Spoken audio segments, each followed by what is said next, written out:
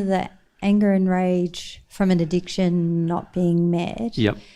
Like, is that heading in the direction of... It's heading in the direction, yes. It's heading in the right direction. Yes, but see, many of our addictions only cover a smidge of it.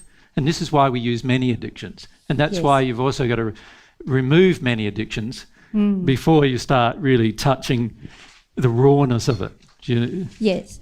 So in that place, I remember you talked about going to the supermarket or the shopping centre and just sitting there. Yep. Like, I feel like I have so many addictions that basically I should just sit near people and just... You can do, but again, feel afraid. Your willingness to do that will drive your behaviour in that location. So it's no good doing it and being unwilling to feel at the same time. Yes. You first need to address your willingness to feel. Yeah. Does that make sense? Yeah. Yeah. Without addressing the willingness to feel, you can put yourself physically in a situation that you think is going to address specific emotions, but it won't. Because unless you're willing to feel, and this is what I learned another thing I learned through my own experience was that I was, initially I went to a body therapist, right? And they helped me sort of get connected to my body, which was really good. But within a few months, what was happening was I was coming up with blockages inside of myself where no amount of work from a therapist would help me get through, right?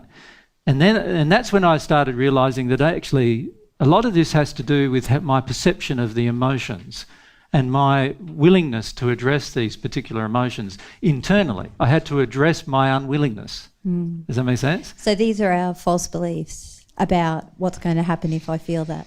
I had a lot of unwillingness, to address emotion. And I had to address each one of these.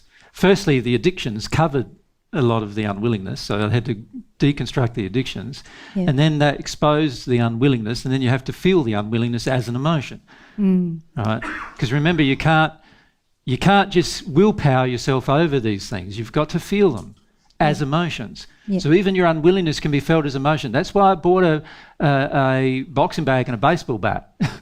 Just angry about having to deal with something, angry about having to get into something. Just let yourself feel it, not judge it, just go into it and let yourself feel it.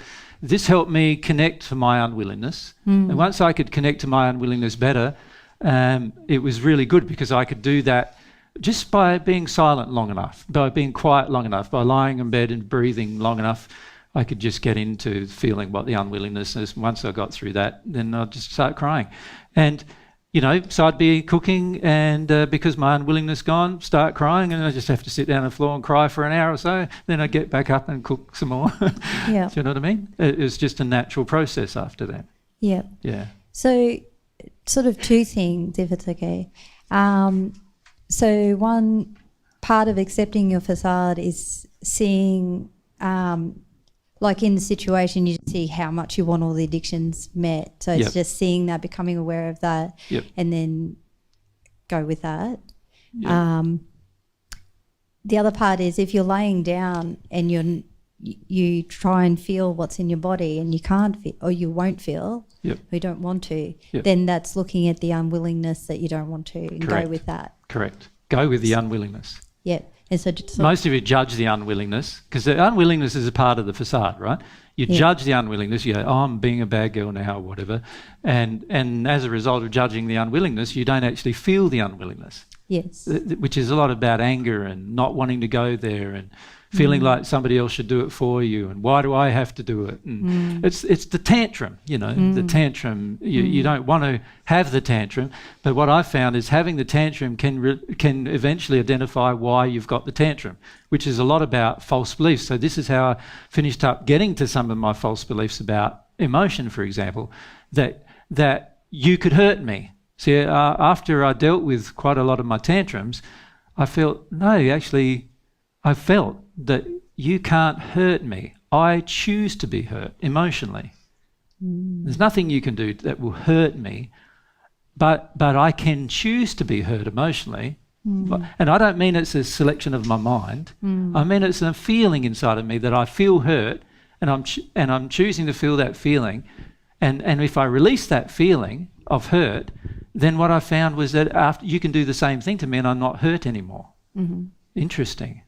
So that taught me a lot, right? So there's things that you learn in the process, and this is what's so wonderful, is once you've learnt them through your personal experience, you now can share them.